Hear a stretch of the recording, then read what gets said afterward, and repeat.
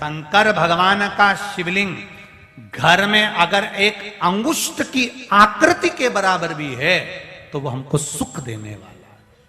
एक चने की आकृति का भी शिवलिंग है तो वो हमको सुख देने वाला है। और अगर एक विशाल से विशाल 10 फीट का 25 फीट का शिवलिंग भी है तो वो हमको फल देने वाला है।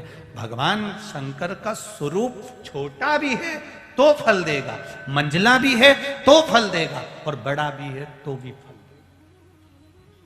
उसमें ब्रह्मता नहीं है। ये कई लोगों के घर में बड़ा फैशन चलता है, सास के हाथ के इतने से ठाकुर जी हैं लड्डू गोपाल, सास के हाथ के। अब पहले इतने बड़े बड़े आते भी नहीं थे, सास कितना बड़ा ठाकुर जी लगती थी, ठाकुर जी रखे इतना बड़ा। अब नई नई बहुएं आई, मम्मी ओ मम्मी, अरे ओ मम्मी। मम्मी बोली हाँ री बहू, बेटा क्या हो गया? अब तुम्हारे भगवान की सेवा मेड़ से नहीं बनती। क्यों नहीं बनती? उनको कपड़े भी सही से नहीं पहना सकती, वो लुढ़क जाते हैं, उनकी आंख भी सही से नहीं लगे, उनको जेवर भी सही से नहीं पहना सकती है। तुम्हारे भगवान इतने से। मम्मी, मेरी मम्मी बोल रही है मैं वृंदावन जा रही हूं, छोरी तेरे लिए बड़ा वाला ठाकुर जी ला दूं क्या? मम्मी मंगवा लूं क्या? अब मां क्या बोले? जब एक माता ने आज्ञा कर दी तो दूसरी माता कैसे मना कर दे? नहीं बोल। और अगर ये माता मना कर दे तो क्या हमारी मम्मी का जो सामान देती वो तुम्हें बुरा ही लगता? अब बेचारी बोल भी नहीं सकती। मम्मी ओ मम्मी मंगा लूं क्या? मम्मी ने पूछा क्यों बेटा, अपने घर में ठाकुर जी हैं तो सर, छोटा ही बहुत है। नहीं नहीं मम्मी, वो बड़े आ जाएंगे तो उनको कपड़े पहनाऊंगी, श्रृंगार करूंगी, अच्छे लगेंगे, सुंदर लगेंगे, ऐसा लगेगा, उनको मुकुट पहनाऊंगी, उनको ये करूंगी।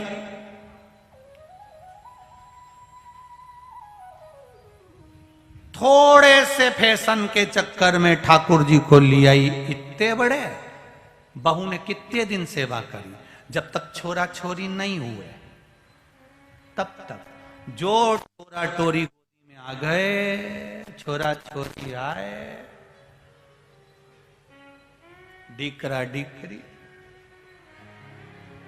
जो गोदी में आए, फिर सेवा कौन कर रही है? बोलो बोलो, जम के बोलो। बेचारी सास। अब सास गुस्से में ऐसी फूले, एक ही अच्छा था, अब मेरे से भी इतना थोड़ी ना बने, शरीर से इतना सारा भगवान रख दिया।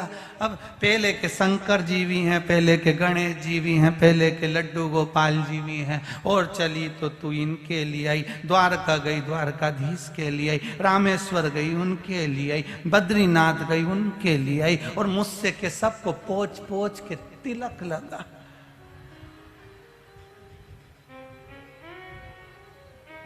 जहां जाती है वहां से एक देवता लेके आ जाती है।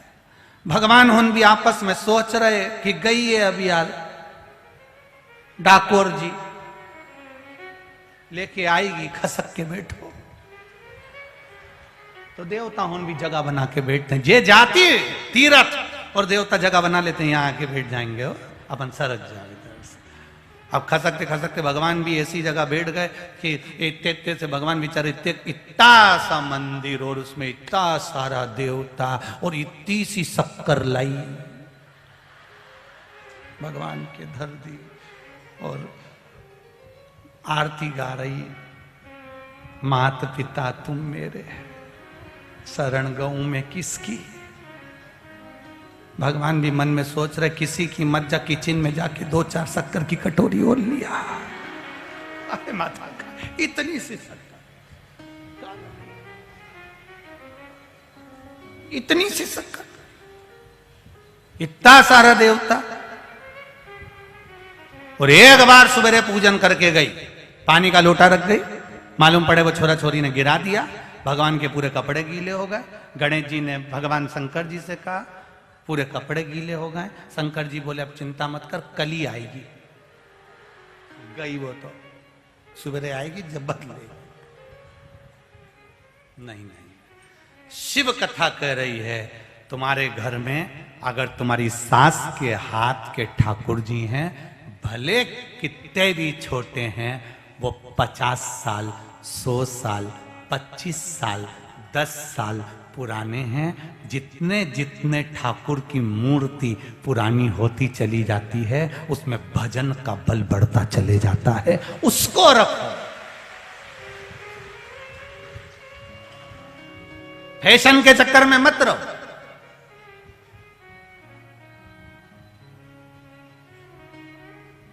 और आज इस बड़ौदा की धरा से आप सभी को निवेदन करना चाहूंगा, जितने लोग आस्था चैनल पर कथा सुन रहे हैं, जितने फेसबुक पर यूट्यूब पर सुन रहे हैं और जितने पंडाल में सुन रहे हैं, आप अपने पत्र लिखकर भेजो, मना नहीं है, पर इन पत्रों पर ना तो शिवलिंग का फोटो बनाओगे, ना शंकर भगवान का फोटो बनाकर भेजोगे। जितनों को भी पत्र लिखना है लिखो। कई लोग शिवलिंग का फोटो बना देते हैं, कई लोग शंकर भगवान का फोटो बना देते हैं। हम पहले भी बोले, हम केवल पत्र पढ़ते हैं, जो आप भेजते हो वो यहां रखा जाते हैं, पढ़ लेते हैं। पढ़ने के बाद वो पत्र आप ही के बड़ौदा में, आप ही के नगर में रोज रखे रहते हैं। किसी के मन में ये शंका हो कि सियोरवाला महाराज ने कहीं गलत बाज दिया हो, तो पत्रों में नंबर भी लिखे रहते हैं, आप आराम से फोन लगाओ और उनसे बात करो। मना नहीं है, ये पत्र यही है। पर उन पत्रों को पीछे अगर आप फोटो बना दिए शिव जी का, शिवलिंग बना दिए, और वो पत्र किसी ने फाड़ कर फेंका, डस्टबिन में डाला, हमको अच्छा नहीं लगेगा। इसलिए पत्र लिखो, आपका नाम लिखो, मना नहीं। पर भगवान के फोटो से वो वंचित, थोड़ा थोड़ा दूरी बनाकर। हम तो बड़ा पत्रिकाओं में भी, शादी की पत्रिका में भगवान के फोटो का हम विरोध करते हैं कि शादी की पत्रिका में भी भगवान का फोटो नहीं होना चाहिए। अगर उस पत्रिका में तुम्हारा फोटो छाप दो, जिसकी शादी हो रही है दूल्हा दुल्हन का, और कोई उस फोटो को यूं फाड़े, तो घर की मावी के दे, अभी शादी भी नहीं हुई रे, मत फाड़ो रे बापड़ा उनका, मत फाड़ो। और भगवान का फोटो कहीं का फाड़ दे तो कुछ नहीं बोले अम्मा भी, अब ठीक है ठंडा करने में दर्द हो, बोले। इसलिए निवेदन आपसे, शिवलिंग छोटा सा छोटा है तो वो भी सुख दे रहा है, शिवलिंग जितना बड़ा है वो भी सुख दे रहा है। पर आप जिस भजन में लगे हो, कड़प ने ये नहीं जाना कि शिवलिंग है, बस उसको दिख गया ओटले के ऊपर भगवान शंकर रखे हैं और शिव महापुराण की कथा कर रही है। कड़प ने केवल वो शिवलिंग का दर्शन किया और शिवलिंग का दर्शन कर कर उसके मन में आया, इस जंगल में, वीरान जंगल में मेरा महादेव कब से बैठा हुआ है, इसकी पूजन कोई नहीं करता है, मैं इसकी पूजन करूंगा। अब देखो क्या प्रसाद ला रहा, क्या लेकर जा रहा है।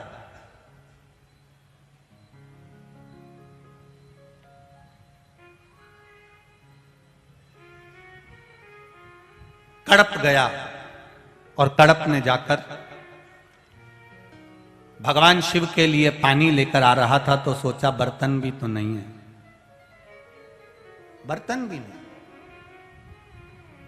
ये विश्वास, ये भरोसा, हमें बड़ा दुख होता है जब किसी के घर में जाते हैं और कोई कहता है गुरुजी मेरे घर में भगवान का मंदिर भी बना है। आप लोग भी कई बार किसी को कह दिए होंगे हमारे घर में भगवान का छोटा सा मंदिर है गुरुजी।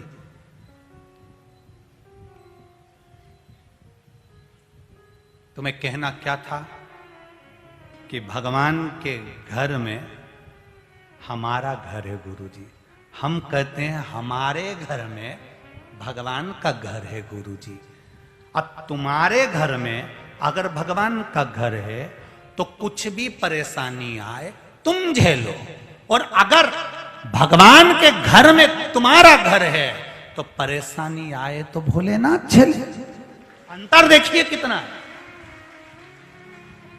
उस अंतर को पहचानिए, अंतर कितना है। हम कहते हैं हमारे घर में भगवान का मंदिर बनाए, हमारे घर में भगवान का घर है, हमारे घर के अंदर हमने भगवान का कमरा बनाया, हमारे घर में हमने भगवान का आलिया बनाया, हमने भगवान का ये कमरा बनाया, कक्ष बनाया, हमने ये मंदिर बनाया, हमारे घर में हमने भगवान का मंदिर बनाया, हमारे घर में हमने भगवान का कमरा बनाया, हमारे घर में हमने भगवान का कक्ष बनाया। तुम्हें कहना चाहिए ये भगवान के घर में हमारा घर बना है गुरुदेव, अगर हमारे यहाँ टेंशन आएगा तो टेंशन महादेव को हो जाएगा, क्योंकि हम उसके घर में रह रहे हैं। जिसके घर में जो रहता है टेंशन उसको। अभी तुम पूछो बहेड़िया परिवार से, इनको हमारे चक्कर में कितना टेंशन होगा, तुम पूछो इनसे। देखो, गरम गरम रोटी भेजना, ठंडी मत भेजना। और ये सारी बहुएं हैं ना, ये दोनों तीनों भाइयों की, ये तीनों कम थोड़ी ना है। गुरुजी आ रहे हैं, भजन गाना है, प्रणाम करना है, ये करना है, थोड़ा सामग्री पहुंचाना है।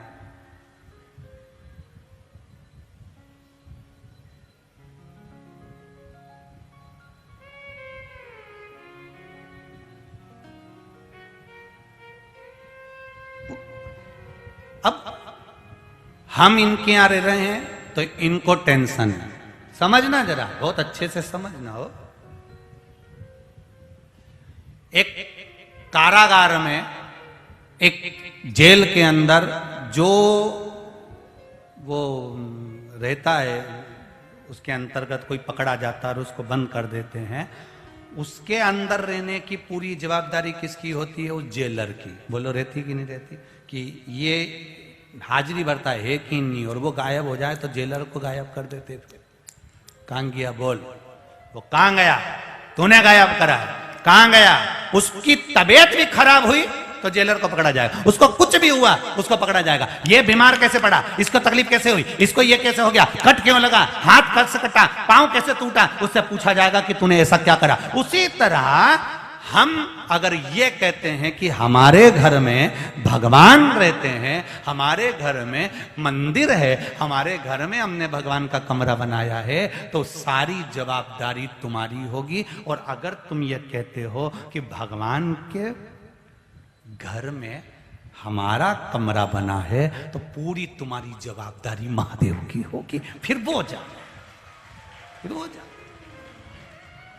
अब तुम्हारे ऊपर अगर दुख भी आया, तकलीफ भी आई, कष्ट भी आया, तो तुम्हें टेंशन नहीं लेना है, तुम्हें टेंशन छोड़ देना। फिर तुम्हें टेंशन ही कुछ भी नहीं रखना। तुम्हें तो ये रखना है कि हम महादेव के घर में रह रहे हैं, तो चिंता किसको करना है? बोलते जाओ जम के, महादेव। अगर हमारी आंख में आंसू आया तो रोना किसको है? आंख में आंसू भरकर महादेव को। हुआ भी यही था जिस समय पर हनुमान जी महाराज अयोध्या में संजीवनी लाते समय नीचे गिरे और उर्मिला जी से उन्होंने कहा, माता उर्मिला, आपके पति अंतिम सांसें गिन रहे हैं, वो मृत्यु की सैया पर पड़े हैं। उर्मिला जी ने पूछा, मेरा पति ऐसा नहीं हो सकता।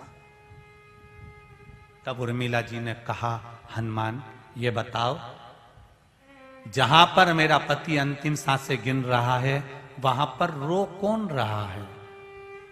बाण किसको लगा? शक्ति लगी लक्ष्मण को, रो कौन रहा है? उर्मिला जी ने पूछा।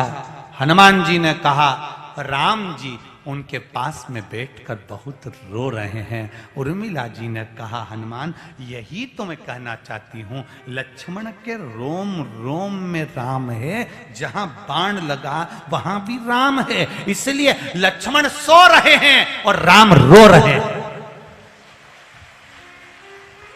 लक्ष्मण नहीं रो रहे हैं, रो रहे हैं राम, क्योंकि बाण राम को लगा है, जिसके साथ गया था। लक्ष्मण किसके साथ गए? राम जी के साथ। पूरी जवाबदारी किसकी? राम जी की। अभी यहां पर कहीं कोई लोग बस लेकर आए होंगे, कोई लोग गाड़ी लेकर आए होंगे, उन्होंने कहा होगा हमारे साथ चलो साहब, चलो साहब। और सब, कोई सूरत से, कोई अहमदाबाद से, कोई कहीं से, कोई कहीं से, सब गाड़ी में भरा कर लेकर आए। जवाबदारी किसकी? जो लेके आया। अब उसने कह दिया कि जवाबदारी इनकी है, तो उसने भी कह दिया, देखो साहब मेरी जवाबदारी पे मत जाना, कथा में जा रहा है। अब कथा किसकी? यहां बहेड़िया परिवार कथा नहीं करवा रहा, फिर समझ जाना।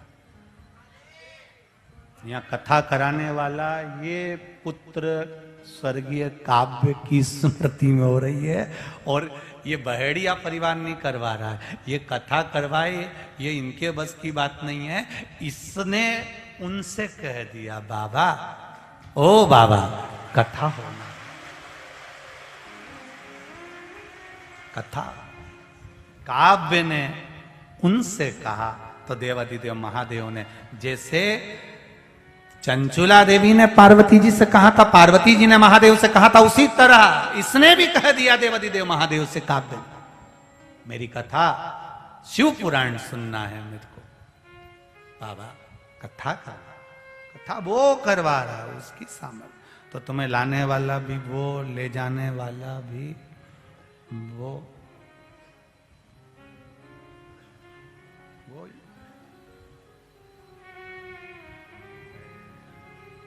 कई ऐसे भी आए होंगे टू व्हीलर पर जिनको गाड़ी तक चलाना नहीं आती, तो भी वो यहां तक लिया है। जब हम यहां से जाते हैं और माताएं जब गाड़ी चला के जाती हैं तो वो गाड़ी में हमको देखती और ऐसे ऐसे हाथ करती, हमारी जान दुख दुख होती, उधर देख ले जी जी, उधर देख। हमने कई बार वो बेटा क्या नाम उसका, वो हमको लेकर आता है, हाँ अबीर, तो वो बाबू हमको लेकर आता है तो हम उससे कई बार कह देते हैं, देख वो बार बार अपने को देख रही, थोड़ा गाड़ी रोक ले, अपन पीछे हो जाए या इसको आगे कर दे, या अपन आगे हो जाए, या अपने को देखने के चक्कर में ऊपर नहीं देख ले। ये थोड़ा बड़ा टेंशन। और इतनी खुश हो जाए, इतनी खुश हो जाए, सियोर वाला मरा। अब इतने खुश हम, ये तो खुश होए, हम रोए। भगवान हमारे हाथ में कल्लू जी महाराज, हमारे ठाकुर जी, हम इनसे कह, लाला इसका ध्यान रखना जब तक इधर देखे, ये हमको देखे तो इनको देखते रहना भगवान। और पूछो सभी से, ठाकुर जी का मुंह इधर होता है, हम उनका मुंह घुमा के खिड़की की ओर कर देती, ये हमको देख रही तो इनको देख ले, थोड़ी देर गाड़ी तू चला।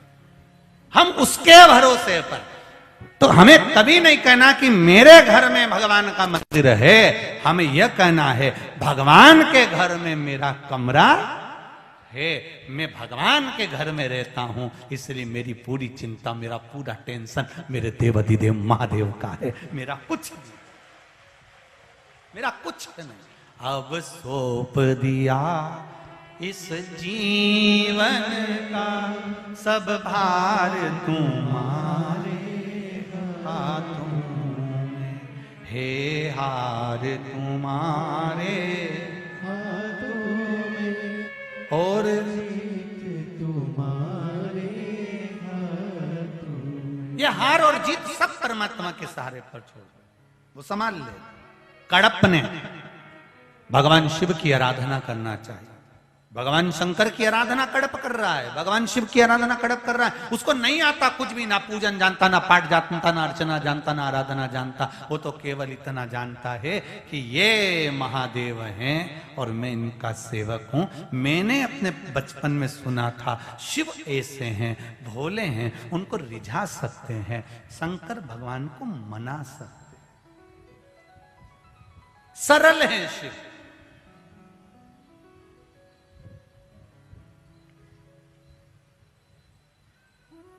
सारे मंदिरों में राजसी ठाट रहता है, पर महादेव के मंदिर में कोई राजसी ठाट नहीं।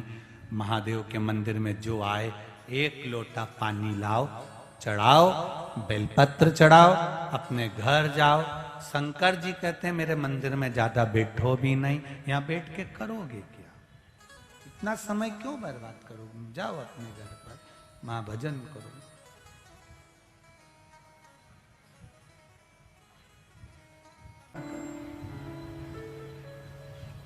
जल चढ़ाने का पात्र नहीं है, मुख में जल भरा है कड़प में। वो धीमर ने अपने मुख में जल ले लिया, वृक्षों की पत्तियां तोड़ ली। क्या भोग लगाऊं, क्या प्रसाद लेकर जाऊं, कुछ भी नहीं था। तो जो कोई थोड़ा सा जो पशु पक्षी को मारा था वही पड़ा हुआ था, ले गया। वही ले गया।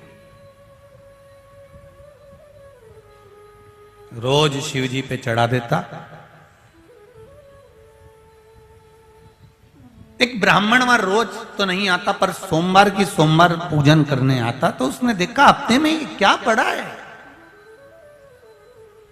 ये इतना गलत चीज लोग यहां शिव जी के मंदिर में पटक कर चले गए। उसको क्रोध आया, उसने एक पिंजरा बनाया लोहे का, उसमें शिवलिंग को बंद कर दिया। भगवान के शिवलिंग को उसने बंद कर दिया।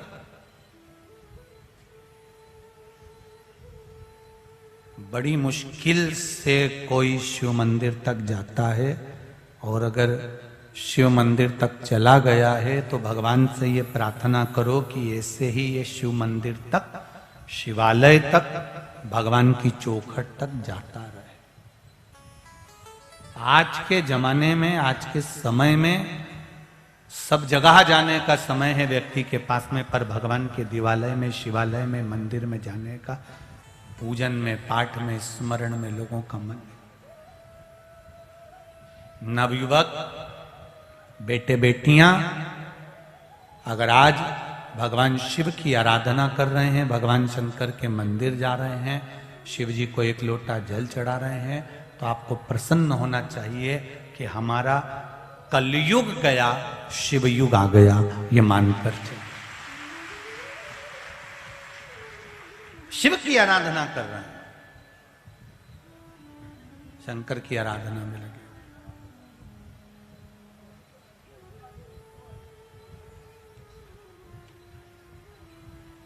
अब कई लोगों को लगता है कि बताओ पानी चढ़ाने आ गए, कोई कहे मूंग चढ़ाने आ गए, कोई कहे चावल चढ़ाने आ गए, कोई कहे ये चढ़ाने आ गए। आ तो रहा है, शिव के द्वार जा तो रहा है,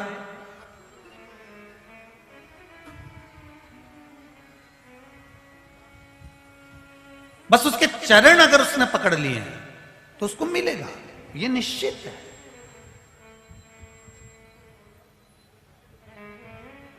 अच्छा, जितने लोग बैठे हो ना, और जितने लोग आस्था चैनल के सामने बैठे हो, जितने फेसबुक यूट्यूब पर बैठे हो, तुम सबको मालूम है कि तुम्हारे मम्मी पापा के पास कितना है। उनके पास सोने की रकम भी है, चेन भी है, सोने का कड़ा भी है, सोने का आभूषण भी है, प्रॉपर्टी भी है। अब तुम जाओ और शाम को जाकर उनसे कह दो, ए मम्मी पापा, तुम्हारे हाथ में जो सोने का ब्रेसलेट है वो मुझे दो, और अलमारी में जितना सोना पड़ा है मुझे दो। दे देंगे क्या? अरे बोलो तो रे। और छोरा कहे पापा प्रॉपर्टी की दुकान मेरे नाम कर दो, कर देंगे क्या? अरे बोलो तो रे। कोई नहीं करेगा। तुम डायरेक्ट जाकर कहोगे तो कोई देने वाला नहीं है। फिर क्या करना पड़ेगा इसके लिए?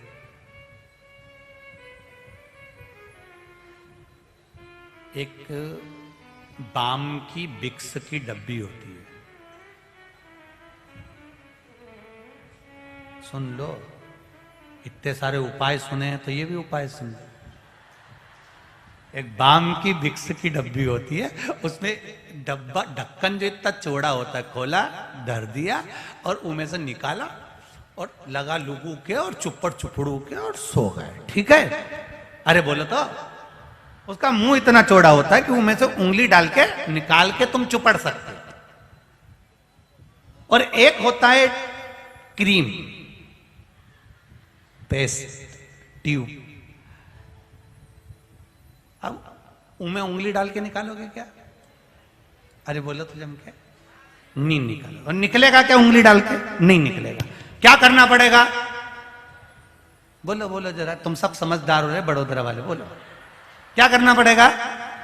उसको नीचे से थोड़ा दबाना पड़ेगा। जैसे दबाया नो, वो निकली क्या बाहर तुरंत। अब क्या करा तुमने? नीचे से दबाया और दबाते से क्रीम बाहर उंगली में लिया, ने चुपड़ी पड़ा जोड़ता। अब कितनी चतुरता है आज के लोगों को ये क्रीम भी समझा रहा है कि नीचे से दबाओगे तो ऊपर से निकलकर बाहर आ जाएगा। उसी तरह कुछ मत करो। तुमने प्रॉपर्टी मांगी वो नहीं देंगे, तुमने सोना मांगा वो नहीं देंगे। तुम नीचे दबाना चालू करो, फिर निकल के सामने। बस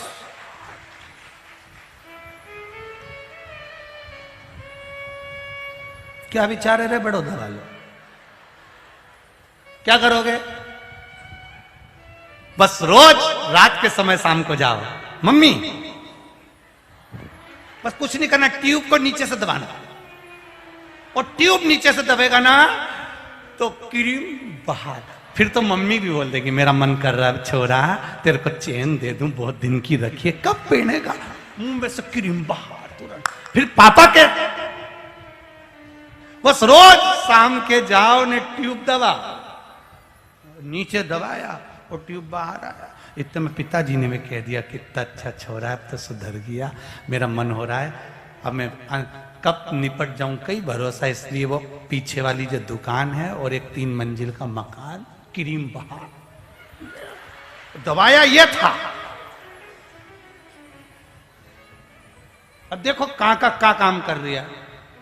इसीलिए समझ में आया कि चौड़ा ढक्कन की डब्बी लोगों ने बंद कर दी, क्रीम लगाना चालू करा तो उसे नीचे से दबाव ने भबक से बाहर आ जाए। इसी से सीख मिलती है कि नीचे दबाएंगे तो ऊपर मिलेगा। उसी से सीख मिलती है शिव जी पे 1 लोटा जल चढ़ाएंगे तो शिव कृपा कर देगा, ये निश्चित है।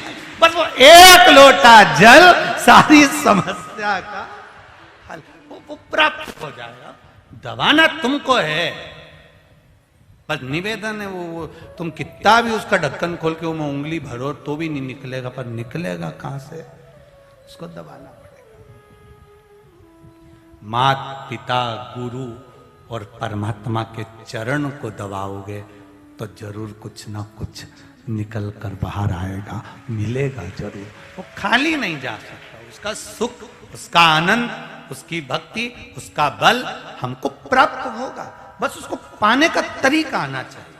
अब जब जब तुम क्रीम लगाओ, कांच के सामने जाओ और तुम नीचे दबाओ तो तुम्हें समझ में आना चाहिए कि मैंने कितनी बार सास का पांव दबाया है, मैंने ससुर का पांव दबाया कि नहीं दबाया। जब क्रीम नीचे से दबाने से बाहर निकल जाता है तो माता पिता और सास ससुर को नीचे से अगर दबाऊंगी, प्रणाम करूंगी, धोख लगाऊंगी तो जरूर क्रीम निकल के बाहर आएगा। अंगूठी तो दे ही देगी, निश्चित है वो मिलेगा। आज से, अभी से तैयारी कर लो। आज जाते ही शाम के टाइम से अपने को यही करना है बस। और पहला प्रैक्टिकल अपने घर पे अपने पति के ऊपर कर कर देखना। सिर पे पल्लू वल्लू लेके, अच्छा जोरदार, और पल्लू लेके, और फिर धीरे से उनके चरण आज दबा के देखना। इतना रुपये नहीं देता तो गारंटी है तुरंत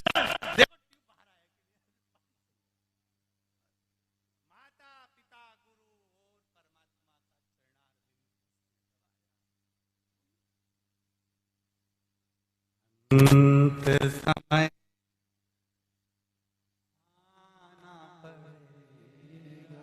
और वचन दिया तो पड़ेगा।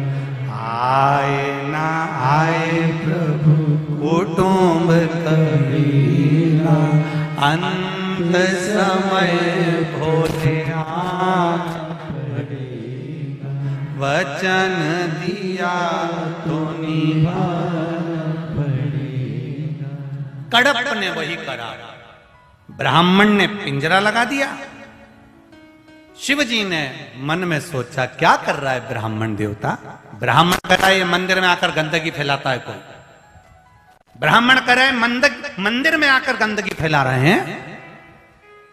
उस ब्राह्मण को समझाने के लिए शंकर भगवान ने उस ब्राह्मण से कहा, इस भक्त की परीक्षा में लेकर बताता हूं, तू देख, इसके मन में कपट नहीं है, छल नहीं है, बेईमानी नहीं है। 1 लोटा जल देने के लिए लोटा नहीं है तो कपट क्या खाक लेकर आएगा? मुंह में पानी भर कर लाता है, पत्तियां तोड़ कर ले आता है, देख आज मैं परीक्षा लेता हूं, असली भक्त है कि नहीं तुझे मालूम पड़ जाएगा। पेड़ के पीछे खड़ा कर दिया ब्राह्मण को, शिव जी ने लीला रची। ये आया, पानी फेंका, प्रसाद रखा, जो भी लाया था प्रसाद में भगवान ने स्वीकार करा, मेरा भक्त है।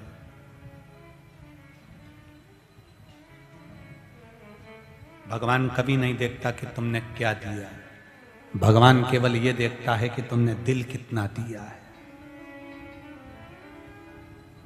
अगर भगवान तुम्हारा रसगुल्ला और इमरती और जलेबी और पकोड़ा देखता होता तो गरीब के घर में कभी नहीं जाता वो सबरी अम्बा के यहां पर, कभी नहीं जाता वो विदुरानी के घर पर। अगर 56 भोग देखता तो उसने 56 भोग नहीं देखा, विदुर जी के घर में जाकर दिल देखा। क्या था विदुर के यहां, क्या विदुर नहीं थे, घर विदुरायन, विदुर जी की पत्नी थी। विदुर जी ने कहा था द्वारका नाथ आएंगे जरूर, पहुंच गए, 56 भोग छोड़ के उनके घर पहुंच गए। विदुरानी को मालूम था कि भगवान आएंगे तो उसने नया पलंग बनवाया था, ये लकड़ी का नहीं, ऐसी 4 पाटी होती थी, उसमें ऐसी रस्सियां बंधी होती थी, नया बनवाया पट्टे का पलंग। भगवान को इस पे बिठाऊंगी, देखी खटिया पलंग, रस्सी का बंधा हुआ, पट्टे का बंधा हुआ, नया पलंग रखा था, उसके पास में पुराना रखा था। भगवान जैसी आई विदुरायन सुध भूल गई, भगवान से कहती है आओ बैठो, मैंने तुम्हारे लिए नया पलंग बनवाया। नया तो पड़ा की पड़ा ही रह गया, पुराना वाला बिछा दिया, और पुराना भी ऐसा था उसकी रस्सी को ऊंदरा ने, चूहे ने 4-5 जगह से काट के रखा था। भगवान ने देखा कि रस्सी सब दूर से कट रही, नीचे लटक रही है। भगवान उसकी लकड़ी की जो 4 पाटी थी चारों तरफ, उस पे बैठ गए। विदुरायन बोले अच्छे से बैठो ना, तुम्हारे लिए नया बनवाया। भगवान बोले ऐसा नया है तो पुराना कैसा होगा, अरे अंदर खसको। भगवान कह रहे नी खसको, नी अंदर खसको। भगवान बोले नी नी मैं नी खसको। विदुरायन बोली खसको तो। अब भगवान को उसका कहना मानना पड़ा, जो अंदर खस के, जो 8 जगह से रस्सी कटी हुई थी सब टूट गई, भगवान अंदर भरा गए। पांव उधर भगवान इधर, रस्सी में अंदर घुसे पड़े थे। विदुरायन बोली कैसा आनंद आ रहा है। भगवान बोल रहे ऐसा लग रहा है जैसे 100 किलो की कपास पे बैठा। विदुरायन बोली अब मैं तुम्हारे लिए कुछ खाने का लाती हूं।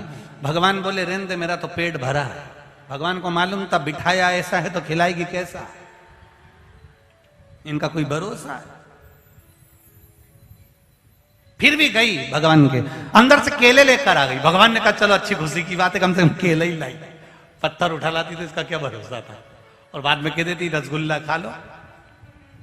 केले लाई और बैठ गई भगवान के पास में, नीचे केला छीलती जाए। भगवान के चलो इतनी अकल तो आई, कम से कम छील रही है। अब भगवान को ये थोड़ी ना मालूम था कि छिलका ही देने वाली है, और अंदर की गिरी नीचे फेंक दी, छिलका भगवान को दे दिया। लो प्रभु। भगवान ने कहा ये क्या है, कि केला। तो भगवान ने पूछ लिया जो नीचे पटका वो क्या है, तो कि छिलका। भगवान बोले तुम्हारे यहां ऐसे खाते हैं। विदुरायन बोली तो तुम्हारे यहां क्या छिलका खाते हैं। भगवान बोले नहीं हमारे यहां भी ऐसे ही खाते हैं, दे दे। ऐसी छीलती जाए, छिलका भगवान को देती जाए, गोदी में रखती जाए। और क्या कह रही, ये तो विदुर जी लाए थे ना 12 केले वो हैं, और 2 दर्जन मैं भी ला के रखी हूं, वो भी तुम्हें ही खाना। इतने में भगवान ने पूछ लिया मैं सब खा जाऊंगा तो तुम दोनों क्या खाओगे। इतने में विदुरायन बोली जो नीचे पड़ा है वो हम खा जाएंगे।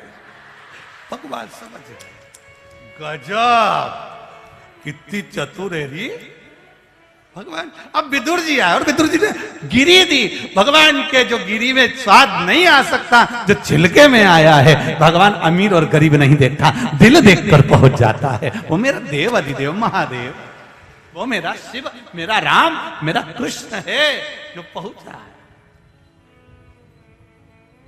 दुर्योधन के मेवा त्यागे, साग विदुर घर खाई, सबसे ऊंची प्रेम सलाई। पहुंचे। भगवान ने कहा रुक जा जरा, कडप को देख। भगवान ने क्या करा, उसने पूजन करी, जाने लगा। शिव जी को देखा, पिंजरे में बंद थे। पिंजरे की एक तान टूट गई, टूटकर शिवलिंग पर लग गई। शिवलिंग में से रक्त निकलने लगा। कडप को लगा भगवान की आंख फूट गई, उसमें से रक्त निकल रहा है। कडप ने त्रिशूल उठाया, अपनी आंख निकाली, निकालकर शिवलिंग पर लगा दी। ब्राह्मण देखता रहा, गजब गजब करा। शिव जी प्रकट हो गए, कडप तेरी भक्ति से मैं प्रसन्न हूं,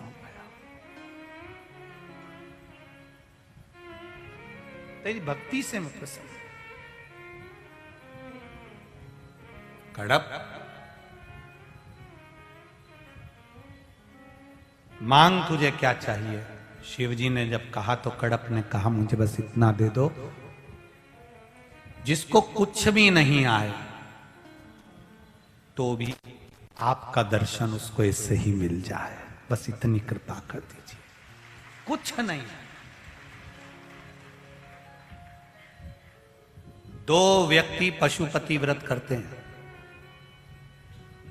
एक व्यक्ति पशुपति व्रत कर रहा है तो भगवान शंकर के विश्वास पर कर रहा है, शिव महापुराण के विश्वास पर कर रहा है। एक लोटा जल, एक बेलपत्र अगर चढ़ा रहा है तो शिव के विश्वास पर, मेरे देवाधिदेव महादेव के विश्वास पर चढ़ा रहा है। और एक कोई ऐसा भी होता है, क्या होगा उससे? हो सीवर वाला महाराज है, वो तो कह दिया पशुपति व्रत, क्या होगा उससे? क्या होगा उससे? और उसकी मां कह रही है बेटा एक बार पशुपति व्रत कर लूं, तेरा ब्याह नहीं हो रिया, तू भले सब कुछ करे पर तेरा ब्याह नहीं हो रिया। अरे मैं खुद मंदिर में हूं, मैं खुद मंदिर जाता रहता हूं, मैं खुद मंदिर में ही रहता हूं, बहुत लोग आते हैं व्रत करने के लिए, हाँ कुछ नहीं होता, फालतू की बात। उसकी मां कह रही है अब एक व्यक्ति कर रहा है उसका विश्वास है और एक व्यक्ति कर रहा है उसका विश्वास नहीं है। अब विश्वास नहीं है और उसके बाद भी अगर वो व्रत करे और भगवान से कहे भगवान मेरा काम कर दो तो भगवान करे। तुम पहले विश्वास लेकर गए कि साहब हमारा पहचान वाला अहमदाबाद में रहता है और हम उसके यहां जाएंगे, पत्रिका देंगे, तो हमारा विश्वास कहता है कि अगर हमने पत्रिका पहुंचाई और हम खुद देकर आए तो वो आएगा। अब वो अहमदाबाद गया, पत्रिका दी, सूरत गया, पत्रिका दी, और उसका विश्वास था कि मैं हाथ में देकर आया हूं, वो आएगा। विश्वास था तो वो अहमदाबाद से सूरत से आया। बोलो आया कि नहीं आया? आया। और अगर विश्वास नहीं है साहब, अपन ने तो उनके हाथ पहुंचा दी थी, आए तो ठीक, नहीं आए तो ठीक। अब इनने तो पहले से ये सोच लिया था आए तो ठीक, नहीं आए तो ठीक, तो उन्हें भी यही सोच लिया था मैं काय को जाऊं फालतू का टाइम बर्बाद करने, 2-5 हजार रुपए खर्च करूं ने जाऊं वहां, अपन कौन जा। तुमने अगर विश्वास बनाया है कि मैं गया हूं, अहमदाबाद पहुंचा हूं, सूरत गया हूं, पत्रिका दी है, मेरा दिल कहता है वो आएंगे जरूर, तो वो आएगा। तुमने पहले से ही विचार कर लिया मैंने तो भेज दी थी साहब, आए तो ठीक, नहीं आए तो ठीक, तो ये जो तरंग है वहां तक पहुंच गई, उसने भी कह दिया काय को जब जा उधर। कौन? रोज प्लानिंग होती है, रोज जाने का सोचते हो, रोज सोचते हो कि बस 2 बजेगी, टीवी खोलकर बैठ जाऊंगी, उतनी देर में मालूम पड़े फिर कोई आ गया, फिर कोई चले गया, फिर कोई आया, फिर कोई चले गया, उसी में हम लगे रहे, नहीं पहुंच ही नहीं पाए। तब सुशीला जी ने विचार करा कि मेरे पति सुदामा आखिर द्वारका तक क्यों नहीं जा रहे, द्वारका तक क्यों नहीं पहुंच रहे। तब उनको अंदाजा लगा कि कुछ ना कुछ बात जरूर है, रोज प्लानिंग होती है, रोज जाने का सोचते हैं, रोज सोचते हैं पर जा नहीं पाते। तब सुशीला पड़ोसन के यहाँ गई और अपना पल्लू फैलाकर सुशीला ने कहा कि काकी मेरा पति द्वारका जा रहा है, मेरे पल्लू में कुछ दे दो। और सुशीला के पल्लू में उस पड़ोसन ने 2-4 मुट्ठी जो भी उसके पास में चावल था, तंदुल था, अनाज था, उन्होंने पल्लू में डाल दिया। पल्लू में अनाज आया और लेकर सुशीला ने सुदामा जी को दिया और सुदामा जी फिर द्वारका पहुंचे, अर्थात यह हमारा शास्त्र, ये शिव महापुराण की कथा कहती है, यह भागवत कहती है कि अभी तक सुदामा जी के पल्ले में पुण्य प्रबल नहीं था, इसलिए सुदामा जी उस पुण्य के कारणवश वहां तक नहीं पहुंच पा रहे थे। अब सुशीला ने पुण्य दे दिया तो वो पुण्य के कारण द्वारकाधीश के सामने पहुंच गए। आपके पल्लू में भी जब तक पुण्य नहीं आएगा, जैसे सुशीला के पल्लू में पुण्य आया और सुशीला ने अपना पुण्य, अपने पल्लू का पुण्य सुदामा जी को दिया और सुदामा जी द्वारका गए और उन्हें द्वारकाधीश का दर्शन हुआ। फिर द्वारकाधीश ने राजसी ठाट सुदामा जी को दे दिया। बस यही शिव पुराण कहती है कि हमारा जब पुण्य हमारे पास आ जाता है, हमारा पुण्य जब प्रबल हो जाता है, हमारी झोली भी, हमारा पल्लू भी, हमारी जेब भी, हमारी गठरी भी जब पुण्य से भर जाती है, तब जाकर अपने गांव में, अपने नगर में, अपने परिवार में, अपने बहड़िया परिवार में एक शिव महापुराण की कथा हो पाती है। यह पुण्य प्रबल होता है तब।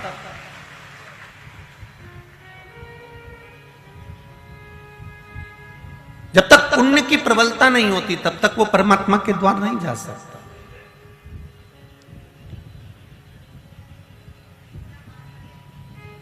और जब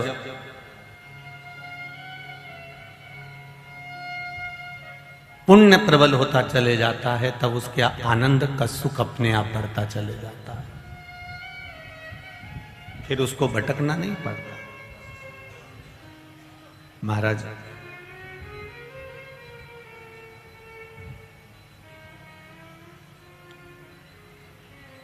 मनुष्य का जीवन 3 घरों में निकल जाता है।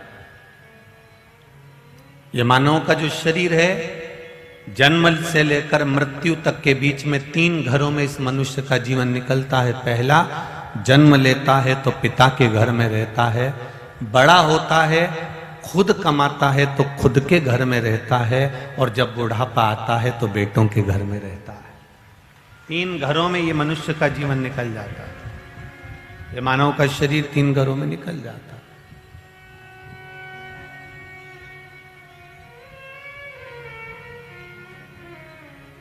पहला, पिता के घर में ये जीवन निकल गया, दूसरा खुद के घर में जीवन निकल गया, और तीसरा पुत्र के घर में जीवन निकल गया। हाँ, यदि कोई पुण्य हमारा होगा, यदि हमने अपने बच्चों को अच्छा संस्कार दिया होगा, अच्छे संस्कार हमने बच्चों को दिए होंगे, तो पुत्र के घर में बुढ़ापा निकल जाएगा, और नहीं अच्छे संस्कार दिए होंगे तो वृद्धाश्रम में बुढ़ापा निकल जाएगा। ये संस्कारों पर हमारा बल होना चाहिए। बच्चों को कार मत दिलाओ, संस्कार दिलाओ। कार दिलाओगे तो बच्चे बेचकर खा जाएंगे, और संस्कार दिला दिए तो बच्चे कारों की लाइन लगा देंगे। संस्कार होंगे तो कार भी शोभा देगी, नहीं तो कार भी शोभा नहीं देगी। साहब, कोई के यहाँ बहुत सारी कार है, उसके छोरा हम दिन भर पीने में लगे रहते हैं, मदिरा में लगे रहते हैं, दिन भर गांजा फूकें, दिन भर भांग खाएं, या दिन भर मदिरा का पान करें, या दिन भर जुआ खेलें, तो कोई सम्मान नहीं उनका संसार।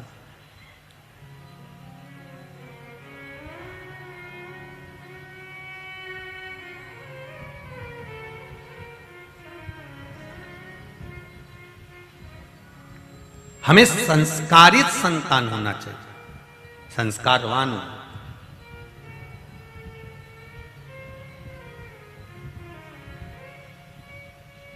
तुम घड़ी हाथ में बांध सकते हो,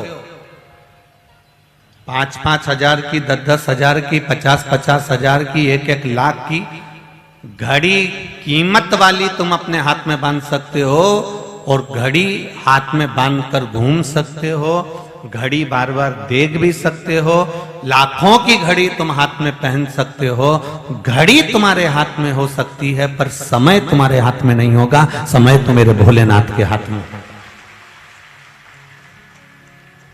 करोड़ों की घड़ी तुम्हारे हाथ में होगी, हीरे की पहन लो, चाहे सोने की पहन लो, चाहे चांदी की पहन लो, चाहे जिसकी मर्जी पड़े उसकी पहन लो। घड़ी पहन सकते हो, पर समय तुम नहीं ला सकते। समय तो भोलेनाथ ही बनाता है। बचपन कैसा निकालना है मेरे शंभू को मालूम है, जवानी कैसे निकालना है ये मेरे शंभू को मालूम है, अधेड़ी कैसी निकालना है ये मेरे शंभू को मालूम है। आपका अवस्था, आपका समय, आपकी घड़ी, आप घड़ी बांध सकते हो पर समय आप नहीं बांध सकते। समय उसने बनाया है, वो उसको इसलिए महाकाल कहते हैं, कालाधिपति कहते हैं, उसको महाकाल राजा कहते हैं, उसने बना कर रखा।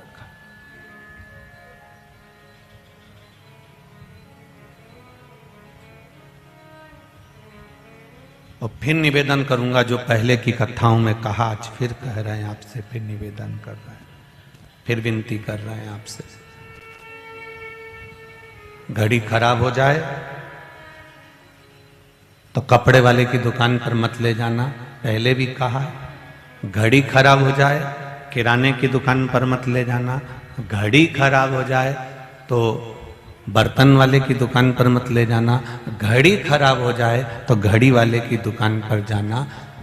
घड़ी सुधारेगा तो घड़ी वाला सुधारेगा और कह देगा तुमसे, ये घड़ी को सुधारने में मुझे 7 दिन लगेंगे, यहाँ पटक दो, तुम जाओ 7 दिन बाद आना, घड़ी लेकर चले जाना। तो तुम कहोगे इसमें सेल बदल के देख लो ना, चल जाए तो। उसने कहा मैंने सब बदल के देख लिया पर ये थोड़ी गड़बड़ है, कहीं अटक रही है, अटक रही है, इसलिए ये आगे नहीं बढ़ रही है, इसकी अंदर से प्रॉब्लम है। वो अंदर की प्रॉब्लम में देख लूंगा तब मैं इसको सुधार दूंगा। 7 दिन तुम मेरे यहाँ पटक दो। उसने फिर तुम्हारे सामने घड़ी खोली, उसकी मशीन निकाली, उसको घासलेट में या पेट्रोल में या एसिड में डाल दी।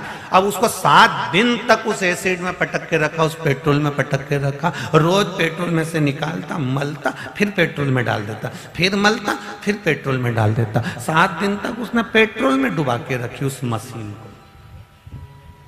तुमने कहा देखना भैया खराब मत कर देना, अरे तुम चिंता मत करो पूरी चालू करके दूंगा, और उसने पेट्रोल में डुबा के रखी। 7 दिन बाद जब तुम आए तो तुम्हें घड़ी अच्छी की अच्छी दे दी। उसी तरह ये घड़ी को बर्तन वाले के यहाँ या कपड़े वाले के यहाँ लेकर मत जाओ। ये समय, ये घड़ी, ये पल, ये नक्षत्र, ये समय, ये काल, सब कुछ मेरे महाकाल ने बनाया है, मेरे भोलेनाथ जी ने बनाया है। जब समय अच्छा ना चले, तुम्हारा दुख की घड़ी चल रही हो, तकलीफ की घड़ी चल रही हो, तब इस शरीर को लेकर, इस घड़ी को लेकर कहीं मत जाना। मेरे महादेव की कथा में आकर बैठ जाना, मेरे शिव के द्वार चले जाना, शंकर की चौखट पर चले जाना। शंकर क्या करेंगे? शंकर जी कहेंगे 7 दिन लगेगा घड़ी सुधारने में। तो शिव पुराण भी 7 दिन की है। तो उस घड़ी वाले ने क्या करा था? पेट्रोल में डुबा के रखा था। तो महाराज क्या करेगा? तुमको भी शिव पुराण में 7 दिन तक डुबो के रखेगा, और बीच बीच में जो जो भजन आएगा तो भजन में समझ जाना कि महाराज ब्रश से रगड़ रिया, और रगड़ेगा तो घड़ी के लिए 7 दिन में चालू हो जाएगी, ये निश्चित है। और जब चालू हुई तब तुम बढ़िया फिर कहोगे भगवान जाने, मेरा तो भगवान ने हाथ पकड़ लिया, इतनी दुखी थी, इतनी तकलीफ में थी, पर जब से मैंने शिव महापुराण की कथा सुनी तब से मेरे बाबा ने मेरे ऊपर कृपा करना चालू कर दी। कुछ कृपा भगवान ने ये करी है, वो तुम्हारे कर्म के अनुसार करी है। कर्म तुमने करा था, इस घड़ी को सही जगह लेकर चले गए, कपड़े की दुकान पे दे देते, फिर कपड़े वाला उसको बर्तन वाले के यहाँ भेजता, बर्तन वाला उसको वहां भेजता। बाद में वो घड़ी फिर घड़ी वाले के यहाँ जाती तो दुख तुमको होता कि 15 दिन 20 दिन लगा दिए, 1 महीना लगा दिया। बहुत मिलेंगे तुमको। राजा परीक्षित ने जब प्राण त्यागे तो 7 दिन मिले थे, और राजा परीक्षित भी जान गए थे कि किसके पास घड़ी लेकर जाना है। राजा परीक्षित 351 ऋषि राजा परीक्षित को मिले थे। कोई ने कहा हम यज्ञ करवाएंगे, घड़ी सुधर जाएगी। कोई ने कहा हम तुमसे हवन करवाएंगे, ऐसा करवाएंगे। कोई ने कहा हम तुमसे अनुष्ठान करवाएंगे। कोई ने कहा हम तुम्हारे लिए यह पाठ कर देंगे। कोई ने कहा हम तुम्हारे लिए ये कर देंगे। कोई ने कहा हम तुम्हारे लिए ये कर देंगे। 350 ऋषि सुखदेव जी महाराज बाद में मिले, पर राजा परीक्षित को 350 ऋषि मिले। उन्होंने कहा हम तुम्हारे लिए ये करेंगे, वो करेंगे। पर राजा परीक्षित ने कहा 7 दिन मिले और घड़ी सुधारना जरूरी है, नहीं तो अंत बिगड़ जाएगा। तो उसने इनका कहना ही नहीं माना। कोई ने काम तुम्हारे लिए ये कर देंगे, कोई ने कहा ये सी विद्या कर देंगे, कोई ने कहा ये सी विद्या कर देंगे। राजा परीक्षित ढोंग ढकोसले में नहीं पड़ा।